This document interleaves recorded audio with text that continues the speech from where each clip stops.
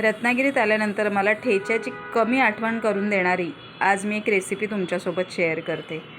ह्याला मसाला मिरची म्हणतात, म्हणजे मी नाव ठेवलेलं आहे, नाव ह्याचं फार विचित्र आहे। आमच्याकडे ह्याला कचरा म्हणतात, कचरा।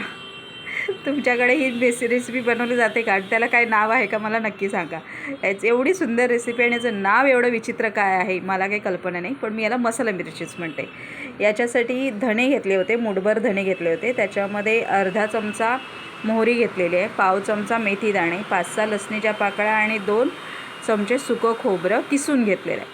ते गरम करून घ्यायचं, एकदम रंग चेंज होईपर्यंत किंवा अगदी लालसर होईपर्यंत भाजायचं नाही आहे, थोडंसं गरम करून घ्यायचं, मिक्सरला वाटून घ्यायचं। लांब लांब मिरची चिरून घेतली होती, त्याच्या कढईमध्ये मिरची घेतलेली, गॅस ऑन नाही आहे।